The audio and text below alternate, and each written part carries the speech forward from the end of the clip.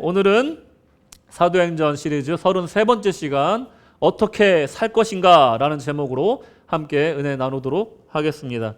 제가 오늘 설교를 시작하면서 좀 도전적인 질문을 여러분께 드리겠습니다. 지난주 설교 기억나십니까? 목소리가 작아요. 예, 제가 이 맛에 또 설교를 합니다. 항상 새로우시잖아요. 그렇죠? 지난주 설교는요, 바울의 삶과 신앙을 통해서 선한 양심으로 살아갈 것과 말씀을 바탕으로서 착한 행실, 착한 마음씨로서 그 선한 양심을 드러내야 되고, 또 이 선한 양심과 착한 행실, 선한 마음을 우리가 또 이 소망, 부활의 소망을 통해서 나타내야 된다.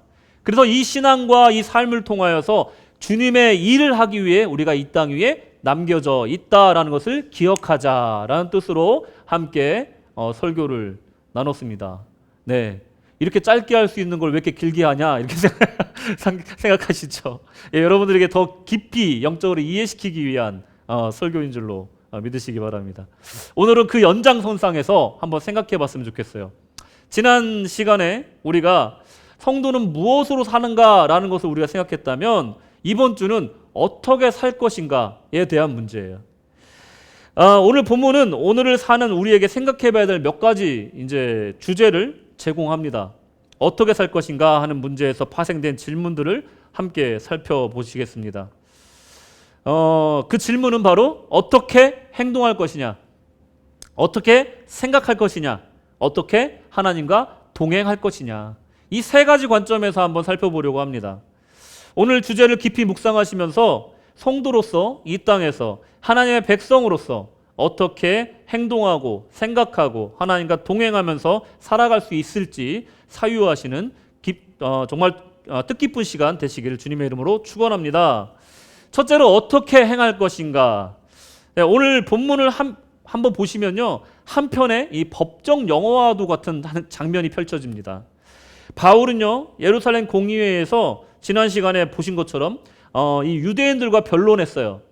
근데 그 사람들이 아주 공격적으로 바울을 살해 협박을 할 정도로 위험한 장면이 이제 발생한 거죠.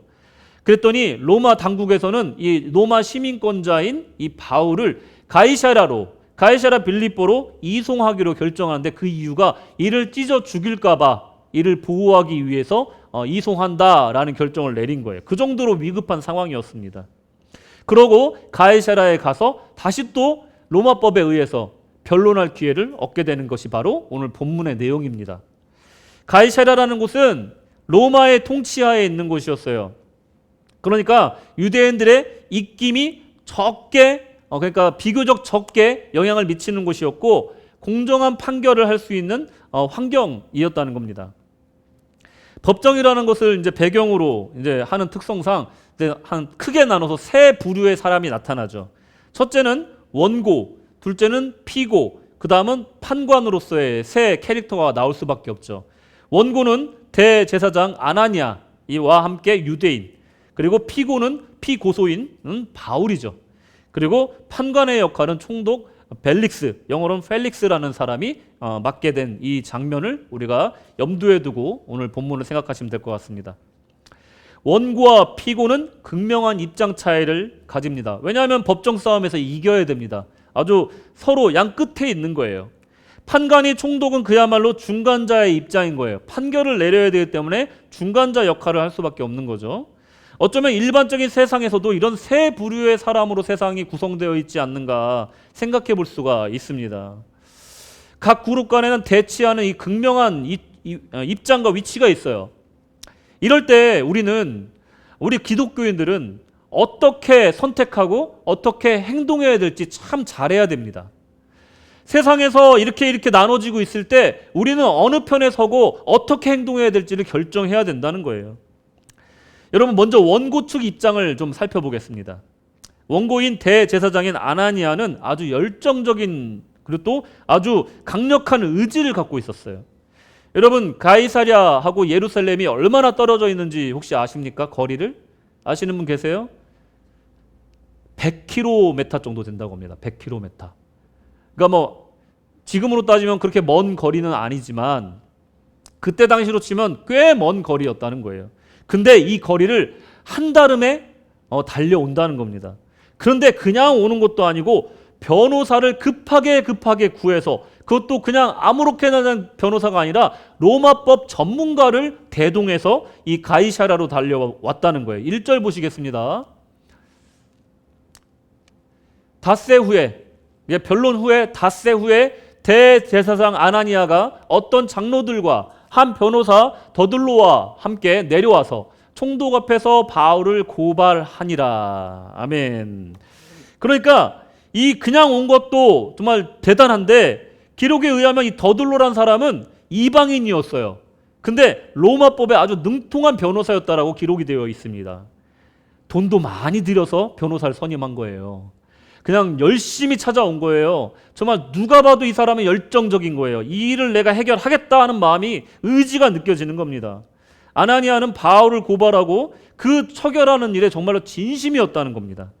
그뿐 아닙니다. 아나니아는 극렬한 유대인 지지자를 뒤에 업고 있었어요. 우리가 생각하는 그 어떤 정도보다 더 뛰어넘는 정도의 극렬한 사람들이었어요. 이 12절, 13절을 보시면, 날이 새매 유대인들이 당을 지어 맹세하되 바울을 죽이기 전에는 먹지도 아니하고 마시지도 아니하겠다 하고, 이같이 동맹한 자가 40여 명이 이었더라. 무슨 말입니까? 나 바울을 죽이기까지 나 절대로 먹지도 않고 어떤 음식도 입에 대지 않겠다. 내가 꼭 이 사람을 죽이고야 말겠다 하는 사람이 몇 명이 있었다고요? 40여 명이 있습니다. 생각해 보십시오.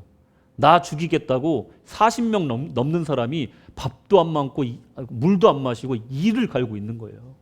틈만 나면 나를 한번 죽여보겠다고 지금 사람들이 모여있는, 거기다가 법적인 절차까지, 고발까지 한 거예요. 로마 정부에다가. 이건 엄청난 위기 아니겠습니까? 이런 상황이었다는 겁니다. 열정적이에요. 굉장히 그 의지가 강해요. 그런데 그 열정은, 그 의지는 어긋난 열정이었다는 게 문제였다는 겁니다. 이 어긋난 열정을 가지게 되면 참 큰일들이 많이 일어납니다. 어긋난 열정의 특징 두 가지만 좀 말씀드리자면, 첫째로 아첨과 합종 연행이 일어나요. 무슨 말이냐면, 아첨하게 되고, 그리고 원래 우리 적이었던 사람과도 손을 잡아서 그 열정을, 그 어긋난 목적을 이루기 위해서 나의 적과도 손을 잡게 된다는 거예요. 더들로는요, 벨릭스 총통에게 아주 정중한 인사로 변론을 시작합니다. 3절에 다 같이 읽겠습니다. 시작. 벨릭스 각하여, 우리가 당신을 힘입어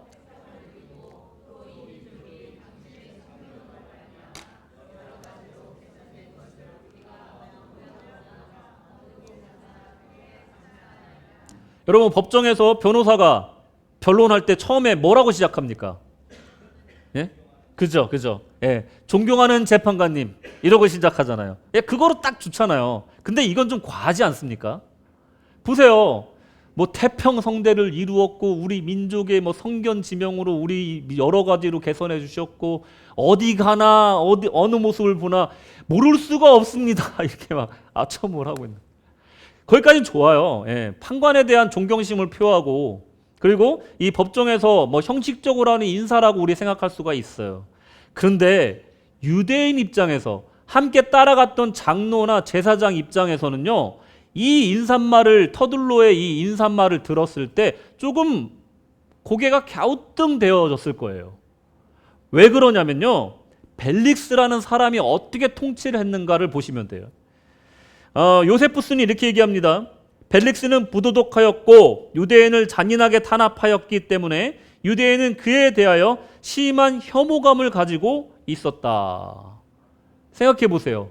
민족의 원수인 사람 앞에 당신 때문에 태평성대를 이루었고 여러 가지를 잘 바꿔주셔서 우리가 잘 살고 있습니다. 이거 아첨하는 거예요.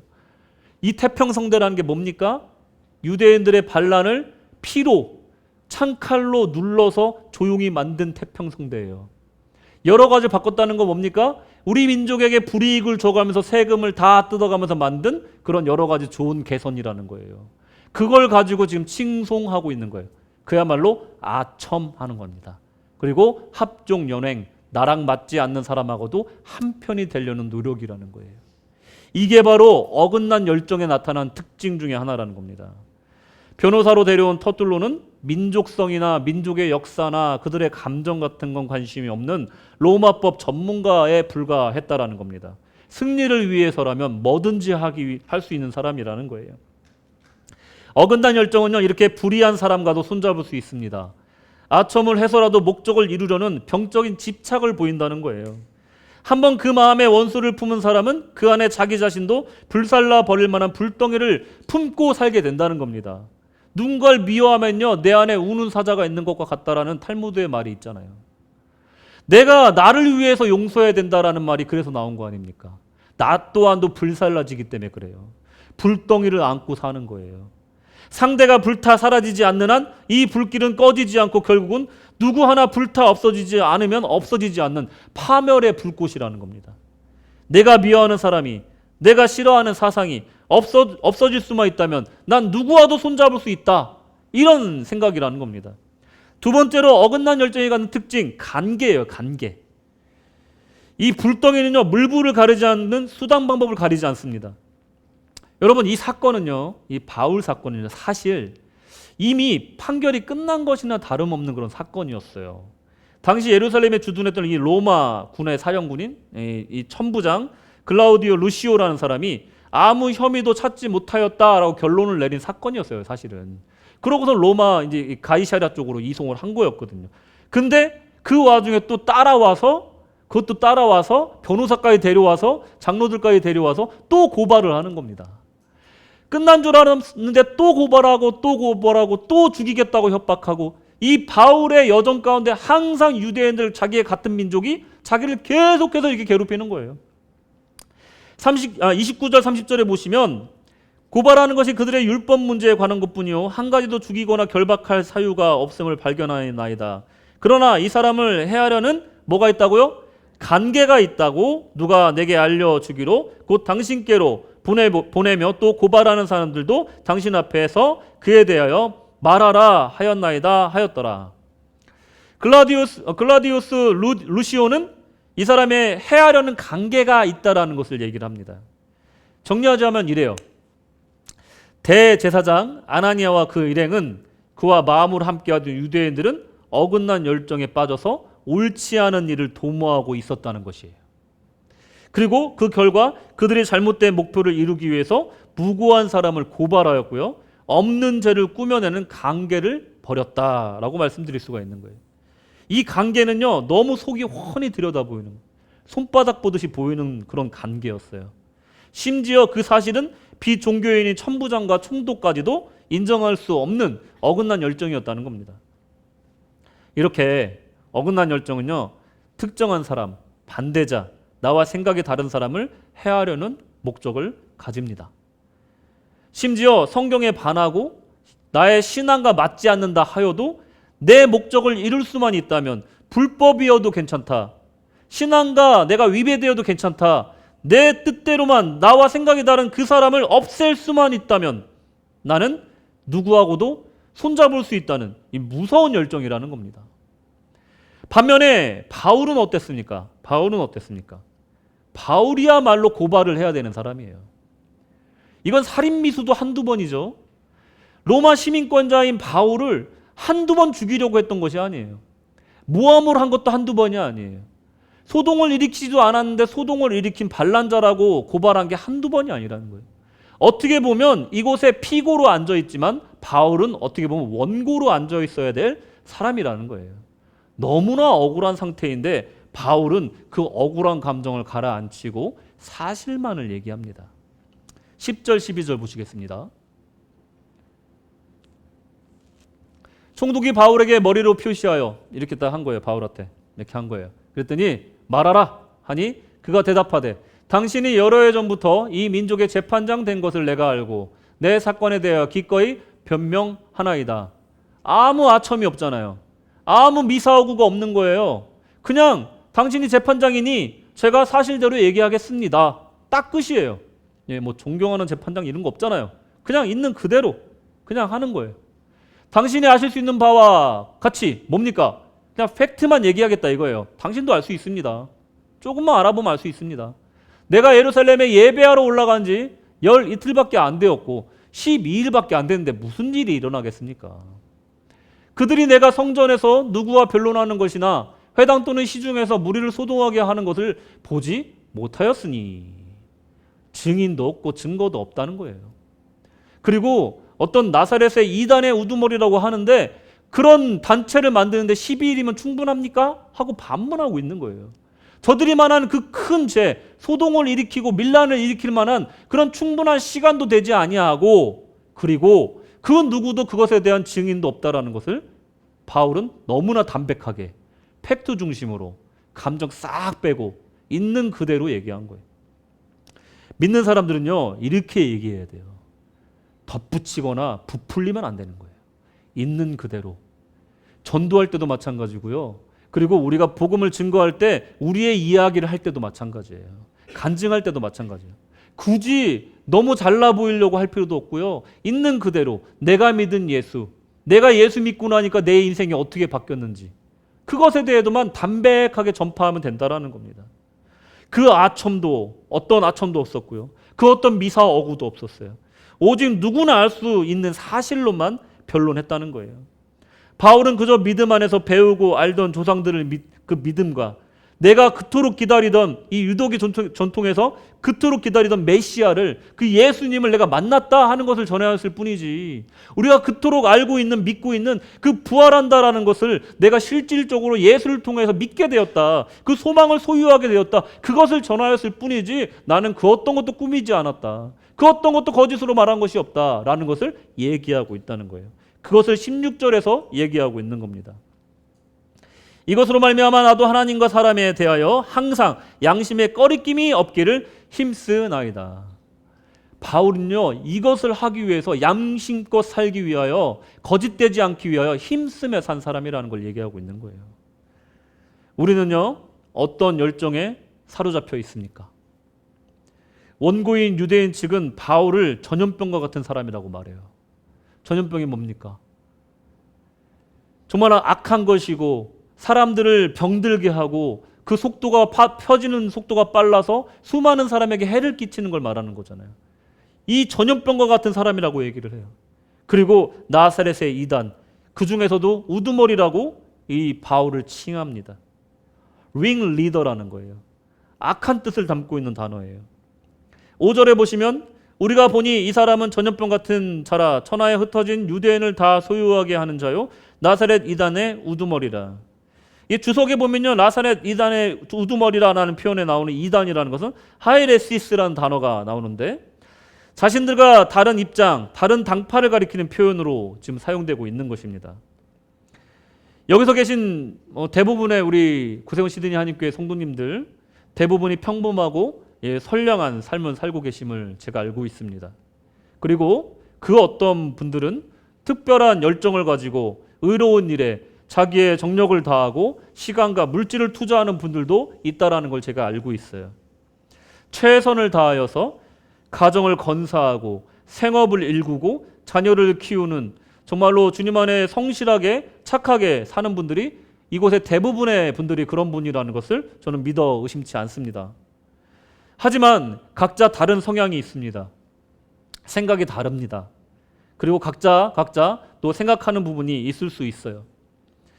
하지만 그것은요, 다른 사람이 나와 성향이 다르고 의견이 다르다고 해서 그것이 누군가를 매도하고 미워할 근거가 될 수 있다고 말할 수는 없다라는 거예요. 여러분 생각해 보십시오. 이 세상에 나랑 생각이 똑같은 사람이 많습니까? 생각이 다른 사람이 많습니까? 당연하죠. 내 속에서 낳은 자식도요, 나랑 전혀 다른 생각을 할 수가 있고요, 같은 배에서 나온 형제들 간에도 전혀 다른 생각을 할 수가 있는 거예요. 그러면 나랑 생각이 다르고 성향이 다른 사람은 다 없애버려야 됩니까? 고발해야 됩니까? 아닌 거죠. 그들과도 우리가 연합해서 살아야 되는 겁니다. 우리는 서글프게도 우리는 종종 어긋난 열정에 휩쓸려서 또 그 열정 가운데 우리가 끌려다니며 살 수밖에 없는 연약한 성정을 가진 사람들이에요. 이것을 인정해야 됩니다. 자칫 교회에서 아나니아와 유대인들처럼 맹목적으로 누군가를 미워하고 매도하는 일이 벌어질 때도 있어요. 사실이 아닌 일로 사람을 매도할 때가 있습니다. 요만한 일 가지고 이만하게 만들어서 사람을 정말 나쁜 사람으로 둔갑시켜버리는 경우도 너무나 많습니다. 그런 행동들은요, 교회의 분위기를 순식간에 세속적으로 만들어 버립니다. 그렇다면 우리가 교회 다니는 사람으로서, 예수 믿는 사람으로서 어떻게 행동해야지 우리는 선하다 인정받을 수 있을까? 하나님은 어떤 행동을 선하다라고 말씀하실까? 다시 말씀으로 돌아가야 될 줄로 믿습니다. 우리가 어떤 행동을 할 때 분명히 말씀이 우리의 기준이 돼야 돼요. 내 마음에 들지 않아, 나의 성향과 맞지 않아, 그래도 말씀으로 돌아와야 돼요. 말씀이 우리의 기준이 돼야 될 줄로 믿습니다. 자, 말씀으로 돌아갈게요. 미가서 6장 8절. 다 같이 읽겠습니다. 시작. 사람아, 주께서 선한 것이 무엇임을 내게 보이셨나니 여호와께서 내게 구하시는 것은 오직 정의를 행하며 인자를 사랑하며 겸손하게 내 하나님과 함께 행하는 것이 아니냐. 아멘. 세 가지잖아요. 다른 거 다 필요 없다는 거예요. 뭐가 더 필요하냐 이거예요. 예? 세 가지. 의를 행하고 사랑하고 겸손하게 하나님을 따르는 것. 이 세 가지가 하나님이 원하는 선함이라는 거예요. 신앙생활 복잡하게 생각하지 마십시오. 나를 통해서 누가 살으면, 나를 통해서 누구 생명이 살아나면 잘하고 계신 거예요. 나를 통해서 누가 가슴 아파하고 나를 통해서 누가 죽어가고 있으면 잘못하고 있는 겁니다. 이 세 가지 기준으로 여러분의 선한지, 하나님 보시기에 선한지 아닌지를 결정하시면 돼요. 오직 정의를 행하는 것입니다. 친절히 사랑하는 것이에요.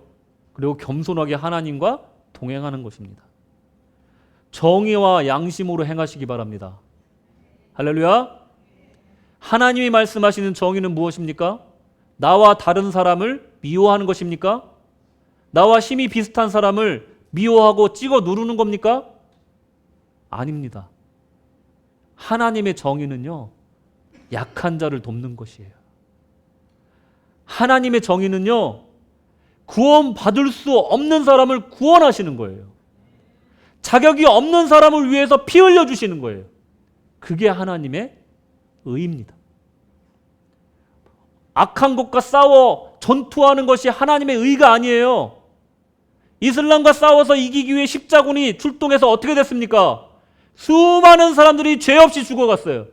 1, 2, 3차 십자군 원정이 다 그랬어요. 여러분 역사를 공부해 보십시오. 하나님의 이름을 빌미로 해서 그들의 비즈니스를 한 것입니다. 여러분 하나님의 이름을 정말 빌미로 해가지고 얼마나 수많은 악행이 저질러졌습니까? 여러분 그것이 하나님의 뜻인지 아닌지를 보기 위해서 딱 한 가지밖에 없어요. 하나님의 의는요, 약한 자를 돌보는 거예요. 그것이 바로 하나님의 의임을 여러분 잘 생각해 보시기 바랍니다. 바울이 오직 말씀에 입각하여서 복음만을 전하고 아무것도 첨가하지 않고 오직 진실과 사실만을 변론했듯이 우리 성도들은요, 진실되고 의로워야 된다는 거예요. 그리고 사랑해야 된다. 그리고 하나님과 동행해야 된다는 겁니다. 성도의 행동은 바로 이 세 가지 기준으로 움직일 때 성도가 꼭 해야 되는 삶을 살게 된다는 겁니다. 자, 성도는 어떻게 살 것이냐? 두 번째로, 첫 번째는 행동을 어떻게 할 것이냐? 의와 그리고 또 사랑, 하나님과 동행함, 이 세 가지가 있었다면 이제는 두 번째, 의와 절제와 다가올 심판.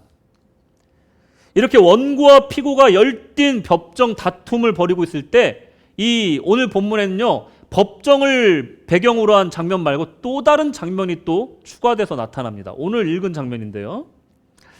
여기에 원고, 피고 말고 우리가 잠깐 잊고 있었던 한 명의 또 등장인물이 있어요. 누굽니까? 판사 역할을 했던 총독 벨릭스. 그쵸? 예, 펠릭스라고 영어로 되죠. 벨릭스는 어떤 직책이냐? 총독이 무슨 직책이냐? 쉽게 이해하기 위해서는 여러분 본디오 빌라도를 생각하시면 돼요. 예, 본디오 빌라도가 총독이었거든요. 그 역할을 이어받은 사람이 벨릭스인 겁니다. 그러니까 예수님을 십자가에 못 박던 그 환경에서 이제는 벨릭스가 바울을 이제 변론하는, 판결하는 입장에 와 있는 거죠.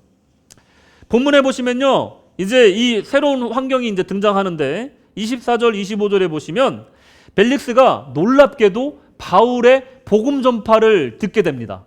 강론을 또 듣게 돼요. 하나님께서 이것을 통해서 알 수 있는 건 뭐냐면 바울에게 변론할 기회를 주기도 하셨지만 결국은 한 사람의 영혼을, 이 벨릭스라는 총독을 전도하여서 또 전도의 문을 여시기 위한 하나님의 큰 계획이 또 있었다는 것을 우리가 알 수 있다는 것입니다. 하나님은 이렇게 일하시는 분이에요. 쭉 보시면 24절 25절 쭉 보시면 이런 일이 벌어져요. 수일에 벨릭스가 그 아내 유대 여자 드루실라와 함께 와서 바울을 불러 그리스도 예수 믿는 도를 듣거늘 그리스도 예수 믿는 도를 들었대요. 바울이 이에 의와 절제와 장차 오는 심판을 강론하니 벨릭스가 두려워하여 대답하되 지금은 가라 내가 틈이 있으면 너를 부르리라 하고. 아멘. 법정에서 변론이 있은 후에 며칠 후에 벨릭스와 그 아내 드루실라가 바울을 부른 거예요. 바울이 가서 전한 것도 아니고 부른 거예요. 그 마음을 움직이신 거죠. 예수의 도를 배울 기회가 온 거예요. 복음을 받아들일 마음의 자세가 된 거예요. 자, 이제 복음이 들어가서 뿌리를 내리면 되는 거예요. 예수를 믿는 도를 바울이 전합니다. 예수를 믿는 도에 대해서 다음 절에서 이제 설명하고 있는데 그것은 바로 의와 절제와 장차올 심판이라고 설명하고 있습니다. 바울은 레파토리가 있어요. 여러분 유명한 가수들은 다 레파토리가 있잖아요. 이 노래로 시작해가지고 또 여기 분위기를 올린 다음에 절정에서 가장 히트친 노래를 딱 부르면서 오빠하게 만들잖아요. 그죠? 그런 다음에 딱 또 가라앉혀줘요. 그런 다음에 앵콜곡은 또 따로 준비를 해놓잖아요. 마찬가지예요, 여러분. 바울도 자기의 레파토리가 있죠. 우리 너무나 잘 알잖아요. 그죠? 다메섹 도상에서 예수님 만났던 사건. 그 사건을 그냥 주구장창 전도할 때마다 간증을 하는 거예요. 왜냐하면 자기 인생에서 가장 큰 전환점이었기 때문에 그래요. 이 이후에 25장, 26장에서도요. 이 아그리파 2세를 전도하는 기회가 또 헤롯 왕 아그리파 2세를 전도하는 기회가 또 나타나요. 그때도 또 다메섹 도상에서 자기가 회심했던 이야기로 또 전도를 시작합니다. 바울은 딱 정해진 틀이 있는 거예요. 이것이 나의 간증이요. 이것이 나의 찬송일세. 오늘 또 찬양했잖아요. 성도는 누구나 자기만의 간증이 있는 겁니다. 누구나 다 레파토리가 있는 거예요. 바울은요 그런 방식으로 전도를 했을 겁니다. 근데 오늘 참 특이한 게 뭐냐면 덧붙여지는 게 있었는데 그게 바로 뭐냐면 의와 절제와 다가올 심판. 이거 대해서 얘기를 하는 거예요. 이것은요 이 벨릭스와 드루실라 맞춤형 전도였다는 것을 우리가 생각해 볼 수가 있어요. 원래 하던 레파토리에 더해진 거예요. 그러면 왜 바울은 이 세 가지를 들어서 전도를 했을까? 왜 하필이면 의와 절제와 다가올 심판에 대해서 얘기를 했을까? 이것을 한번 살펴보도록 하겠습니다. 그러기 위해서는 역사적 기록을 좀 봐야 되는데요. 벨릭스는요 입지전적 인물입니다. 왜 그러냐면요 노예 신분에서 가장 높은 총독까지 올라간 사람이에요. 대단한 거죠.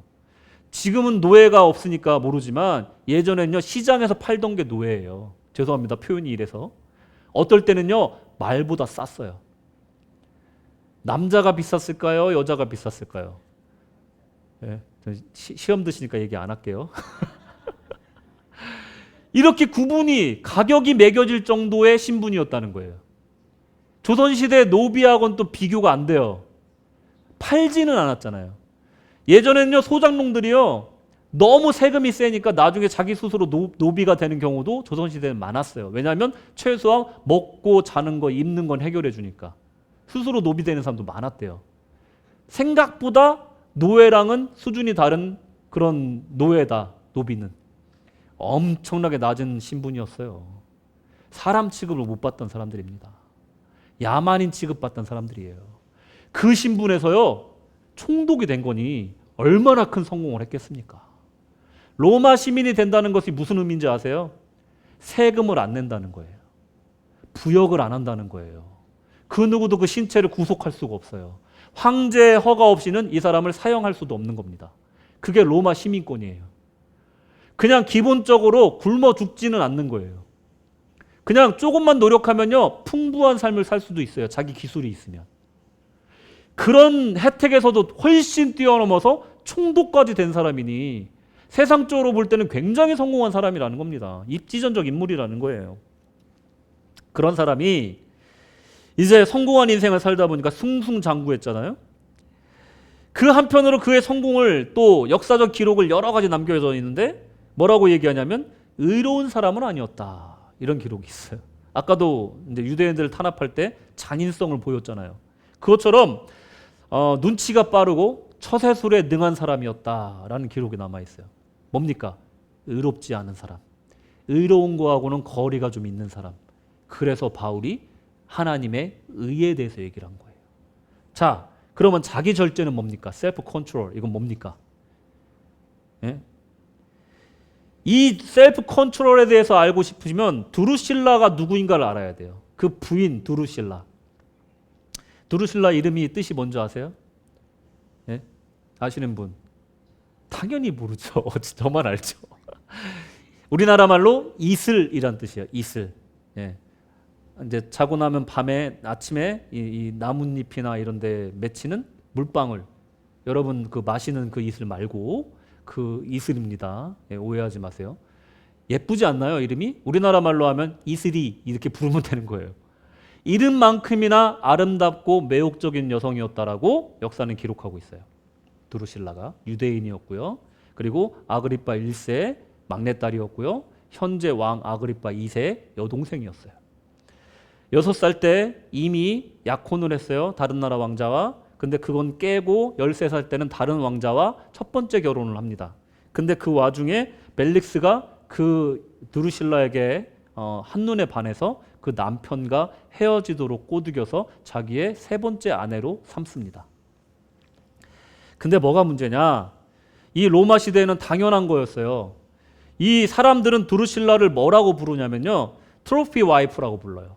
역사적 기록에는. 트로피 와이프. 트로피 있잖아요. 트로피 와이프. 뭐냐면 성공한 사람이, 사회적 지위가 높은 사람이 자기의 사회적 지위와 부를 뽐내기 위해서 아내로 삼는 젊고 예쁜 여자, 트로피 와이프라고 부릅니다. 여러분, 이것은 벨릭스의 자기 절제, 이 얘기를 그래서 하게 된 거예요. 로마에선 당연한 것이지만 하나님 나라의 법에서는 욕망이었어요. 하나님 나라에서는 이건 절제하지 못한 것이었어요. 전혀 다른 세상의 법이라는 거예요. 너무나 당연하게 많은 사람들이, 성공한 사람들이, 그 귀족들이 행하던 일들을 자기도 했을 뿐인데 바울은 하나님의 말씀을 근거로 해서 절제, 셀프 컨트롤을 얘기하고 있는 거예요. 자, 마지막으로 다가올 심판, coming judgment. 이런 벨릭스와 당시 로마 문화권의 풍요를 누리던 상류층한테는 뭐가 없었냐? 바로 심판에 대한 개념이 없었다는 거예요. 그러니까 이렇게 살죠. 바울이 전한 복음을 정리하자면 이렇습니다. 심판이 있을 것이다. 그러니 욕망에 끌려 살지 마라. 그러니 성공을 위해 불의한 일로 서슴지 않았던 삶을 멈춰라. 이 얘기를 하고 있는 겁니다. 펠릭스는 어떻게 되었을까요? 25절 보시겠습니다. 일단은 두려워합니다. 이 심판의 말씀을 듣고 나서 두려워해요. 그러면 어떻게 해야 돼요? 우리의 상식으로는 어떻게 됩니까? 말씀을 듣고서 두려워했어요. 그 다음에 어떤 행동이 나와야 되죠? 회개를 해야죠. 근데 또 이상한 반응이 나와요. 뭐냐면 내가 틈이 있으면 하고 얘기를 해요. 내가 틈이 있으면 너를 다시 부르겠다. 두려워. 말씀은 알겠어. 근데 지금은 내가 회개 안 할 거야. 지금은 내가 예수 안 믿을 거야. 그러고 보내버립니다. 여러분, 그런데 이런 사람들이요, 벨릭스만 그런 게 아닙니다. 많은 사람들이요, 계시의 말씀과 개인적인 하나님의 은밀한 메시지를 만났음에도 불구하고 이렇게 얘기한다는 거예요. 내가 시간이 되면, 내가 틈이 있으면 그때 믿겠습니다. 그때 순종하겠습니다. 이렇게 얘기한다는 거예요. 그것은 바로 딜레이고요, 지연이고요, 방치한다는 거예요. 하나님의 메시지를 딜레이하고 지연하고 그것을 방치한다는 거예요. 이게 수많은 사람들의 일반적인 반응이라는 거예요. 이것은요, 아무 열매도 맺을 수가 없습니다.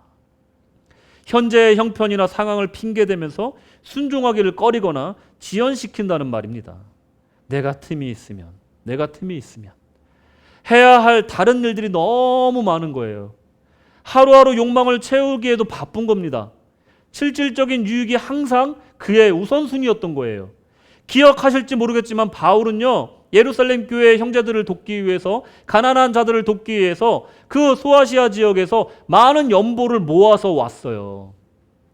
그 성금을 가지고 왔다는 것을 정말 어디서 알 수 있냐면 17절에 보시면 여러 해 만에 내가 내 민족을 구제할 것과 재물을 가지고 와서, 로마서 15장 26절, 이는 마게도냐와 아가야 사람들이 예루살렘 성도 중 가난한 자들을 위하여 기쁘게 얼마를 연보하였음이라. 이것을 근거로 해서 알 수 있는 건 뭐냐면 바울은 빈손으로 온 게 아니었어요.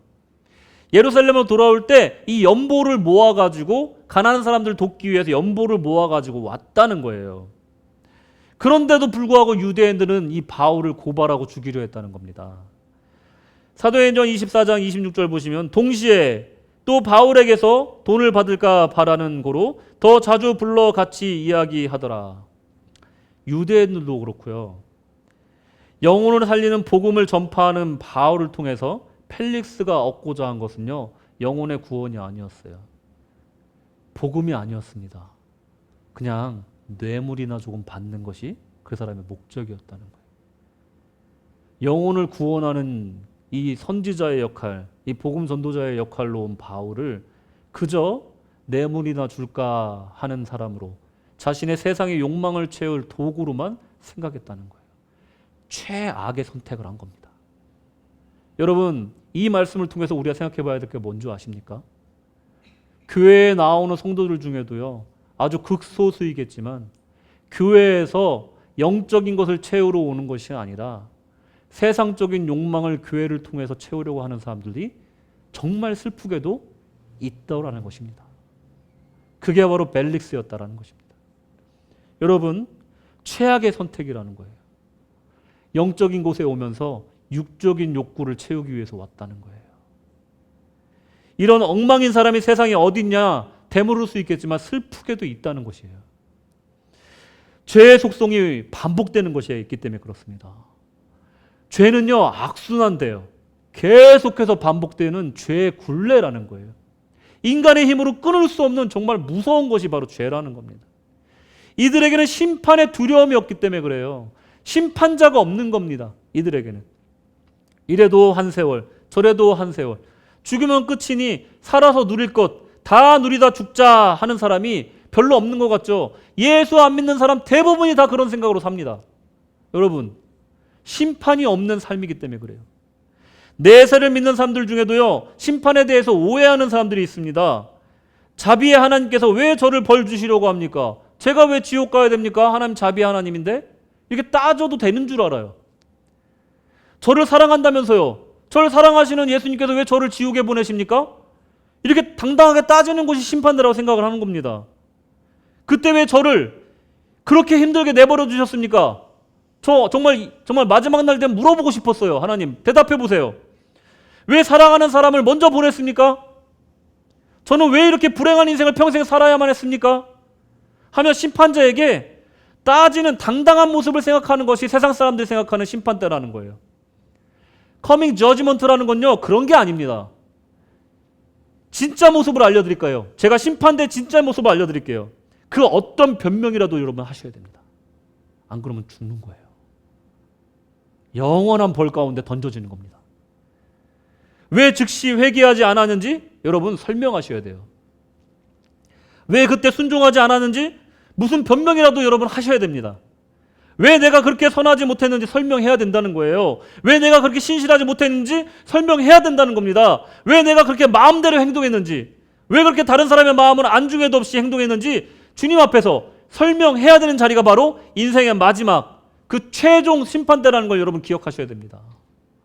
여러분, 그 심판대는요, 그 심판대를 생각하면서 우리는 절제해야 되는 거예요. 셀프 컨트롤 해야 되는 거예요. 그 심판대 앞에서 우리는 정말 살 길이 없습니다. 그 심판대는요, 내가 아무리 의로운 사람이라도 아무리 선한 사람이라도 살 수가 없는 심판대예요. 주님, 제가 교회는 조금 안 나왔을지 몰라도 사람들 많이 도와주고 살았습니다. 보셨잖아요. 주님, 제가 교회 열심히 나왔습니다. 1년 52주 한 번도 빠짐없이 신앙생활 했습니다. 아시잖아요. 하나님, 저 정말로 기도생활 열심히 했습니다. 하나님 정말 제가 정말 의롭게 살려고 노력했습니다. 저 아시잖아요. 저 심판대 통과시켜 주십시오. 절대 통과할 수 없습니다. 나의 의는요, 그 심판대에서 아무것도 아니에요.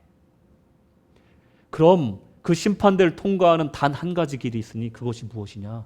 예수 그리스도의 의인 줄로 믿으시기 바랍니다. 어떻게 살 것인가? 예수의 의로 살아야 됩니다. 한마디로 여러분, 신앙생활을 잘 하셔야 돼요. 인생을 잘 사셔야 돼요. 한마디로 여러분, 덧붙여서 선하게 사셔야 된다는 거예요. 하나님 보시기에 선하게 사셔야 돼요. 하나님과 동행하실 때 신실하고 충성되게 순종하셔야 된다는 겁니다. 나의 의로는 절대로 다가올 심판을 통과할 수 없으니 나는 연약하여서 죄를 짓고 살았고 근데 온전히 선하게 살지 못하였으나 저는 예수님을 믿고 평생을 따랐습니다. 나의 의를 받으실 수 없다면 나의 구주이신 예수님의 의를 통하여서 구원하여 주시옵소서 하고 변론할 수 있어야 된다는 것입니다. 이렇게 변론하기 위해서는 이렇게 살아야 된다는 거예요. 이렇게 살지 않았으면서도 그 앞에 서서 변론을 이렇게 한다면 아무 능력이 없다라는 겁니다. 그렇게 살고 나서 그렇게 변론해야 돼요. 최후의 심판대는 이렇게 무서운 곳이. 사탄은요, 그 심판대 앞에서 쉼없이 우리를 참수할 겁니다. 그 심판대 앞에서 우리 죄를 낱낱이 드러내어서 우리가 정말 부끄러워서 얼굴을 듣지 못할 정도로 우리를 참수할 것이라는 거예요. 하지만 우리 주님께서는 딱 한마디만 하실 겁니다. 물러가라. 저는 내 것이라. 할렐루야. 이 말씀 듣는 성도가 되셔야 됩니다. 여러분, 이 한마디로 그 참혹한 심판대를 무사 통과할 수 있다는 겁니다. 무죄로 통과할 수 있다는 것이에요. 우리가 주님한테 이 말씀을 듣기 위해서 어떻게 살아야 될지 여러분 묵상해 보십시오. 기도해 보십시오. 다가올 심판을 우리가 통과하기 위해서 주님의 인정을 받기 위해서 우리는 어떻게 살아야 될지, 어떻게 선하게 살아야 될지 여러분 생각하셔야 된다는 겁니다. 우리는 다가올 심판을 생각하면서 절제하면서 선하게 행실하고 생각하고 살아야 될 줄로 믿습니다. 우리 예수님의 의를 의지하여서 사시기 바랍니다. 결론입니다. 성도는 세상 사람과 마찬가지로 이 어긋난 열정과 욕망에 유혹받으며 이 땅을 살아갑니다. 하지만 성도는 다가올 최후의 심판을 생각하며 살아야 합니다. 어긋난 욕망이 누군가를 죽이는 일에 동참하라 하면 하지 마셔야 됩니다. 무의미한 미움의 대열에 가담하라 손짓하면 절대로 동참하지 마십시오. 이제 한국교회는 그 어느 곳에도 가면 안 됩니다. 교회로 돌아와야 됩니다. 생명을 살리는 곳에 교회가 가야 되고 성도가 가야 될 줄로 믿습니다. 누군가를 미워하고 누군가를 나의 적으로 만드는 그곳에는 절대로 가서는 안 됩니다. 예수 복음 전파되고 예수 통해서 그 생명이 살아나는 곳에 가야 될 줄로 믿습니다. 우리는 예수님의 말씀을 떠올려야 합니다. 마가복음 3장 4절 그들에게 이르시되 안식일에 선을 행하는 것과 악을 행하는 것 생명을 구하는 것과 죽이는 것 어느 것이 옳으냐 하시니 그들이 잠잠하거늘. 우리는 생명 살리는 일이 당연히 옳다고 알고 있습니다. 그리고 우리가 옳은 일을 해야 된다는 것, 악을 행하면 안 된다는 걸 너무나 잘 알고 있습니다. 이제 주의 말씀대로 순종하여서 심판을 생각하면서 우리의 행실을 하고 우리 삶의 방향을 정해야 될 줄로 믿습니다. 내 생각에는 내 종교적인 견해에 의하면 내 정치적인 입장에 의하면 저 사람을 용서할 수 없고 미워해야 하지만 생명을 구해야 된다는 차원에서 저 사람도 예수 믿게 해야지라고 생각해야 될 줄로 믿습니다. 교회는 바로 그런 곳이어야 합니다. 성도는 생명을 살리는 일에 동참해야 될 줄로 믿습니다. 여러분의 행실이 어떤 행실인지 혼란스럽다면 여러분이 생명을 살리고 있다면 그것은 옳은 길입니다. 최후의 심판대에서 인정받을 길입니다. 주님 뜻대로 예수 전파하고 주님만 믿고 생명을 살리는 삶을 살아온 이들에게 주님이 하시는 말씀, 저는 내 것이라 말씀하실 줄로 믿습니다. 최후의 심판대를 통과할 줄로 믿습니다. 여러분, 누군가가 여러분에게 어떻게 살아야 되냐고 묻는다면 여러분 이렇게 대답하십시오. 오직 정의로 행하라. Act justice. 자비로운 마음으로 사랑하라. Love mercy. 겸손하게 하나님과 동행하라. Walk humbly with God. 이 세 가지를 보여주세요. 이 세 가지를 기억하시면서 여러분들 여러분의 삶의 방향을 정하시고 주님 뜻대로 살아가시는 복된 성도들 되시기를 주님의 이름으로 축원합니다.